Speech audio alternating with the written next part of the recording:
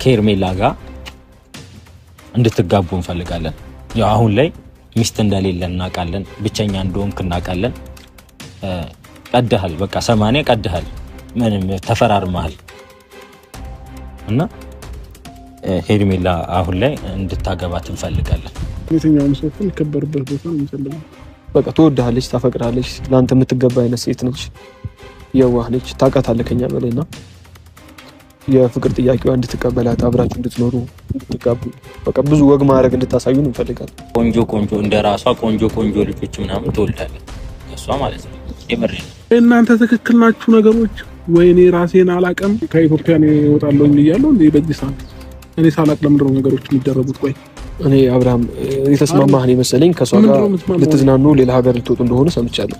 እንዴት ነው? እኔ ፓስፖርት ሰጥቻታለሁ፣ ምን ሰጥቻታለሁ? እሷ በራሷ መንገድ ነገሮች እንዴት ነው የምትጨርሰው? ቆይ ቀጥል ደግሞ ፓስፖርቴ እኔ አልሰጠኋትም ወይ እናንተ ናችሁ ልትሰጧት የምትችሉት? ብሩክ ወይ አንተ ወይ አቤል ነው ልትሰጧት የምትችሉት። እንዴት ነው ያላወቅኩ ምናምን ነገር ብለህ ተዋሸኛለህ? ሩታ የቃቃ ሚስቴ ናት እንዴ? በፈለኩ ሰዓት ሌላ ሴት አምጥቼ በቃ አንቺን ወደዛ ዞር በይ በቃ ሌላ አገባለሁኝ ብዬ በአንድ ሳምንት ውስጥ ቤሎ ተመርጦ 3 ተመርጦ ከሌላ ሴት ጋር የምጋባው እና ቤሎ ምናምን እየመረጠች ነው። አብርሃም ታደሰ ጀግናው ታሪክ ሰራ።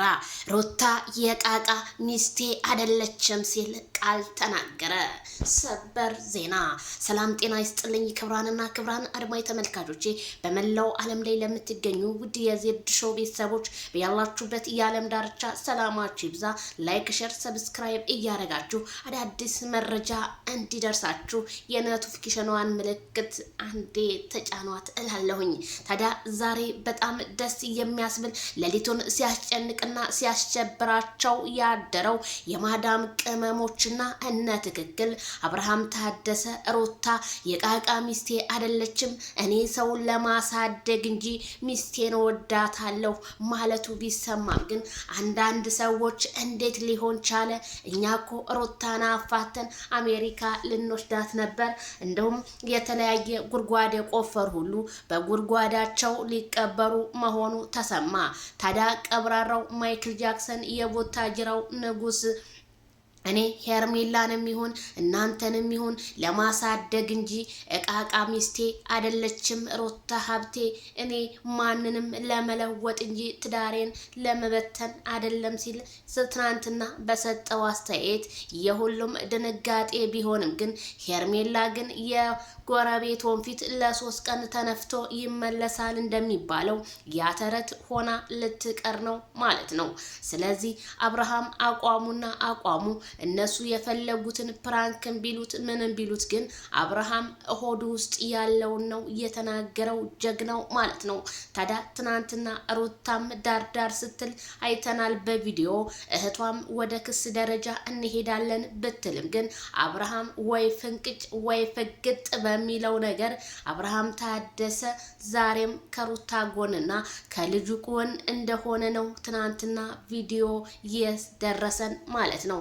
ታዲያ እነ ትክክል በትዳር መሃል ገብታችሁ ይፋቱ አይሆንም ሩታ አይሆንሽም እያላችሁ ከተለያየ የአረብ ሀገር ስቴትና ከተለያየ የአውሮፓ ስቴት እየደወላችሁ በዋትስአፕ ላይ የምታጨናንቋት የነበረ ዛሬ ታዲያ እናንተ እንዴት አደራችሁ?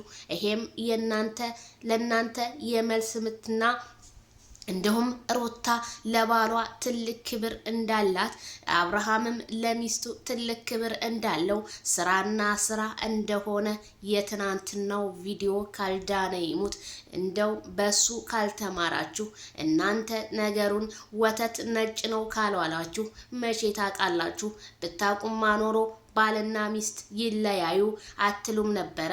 ሩታ ሲንግልማም ትሆን አትሉም ነበረ እናንተ። ምክንያቱም የራሳችሁ ኑሮ የምትኖሩት በሲንግልማም ሆናችሁ የሰውን ትዳር በማበጣበጥና በተለያዩ ነገሮች የተበከላችሁ ስለሆናችሁ ሩታና አብርሃም ደግሞ የሀገራቸውን አየር እያዩ ከቤተሰቦቻቸው ጋር ከጓደኞቻቸው ጋር ከተለያዩ ማህበረሰቦች ጋር እየኖሩ የሀገራቸው አየርን እንደልባቸው እየወሰዱና የሀገራቸውን ምግብ እየበሉ እየኖሩ ፈታ እያሉ እናንተ ግን ራሳችሁን በማጨናነቅ ስንት በሽተኛ የሆናችሁ ሰዎች አላችሁ።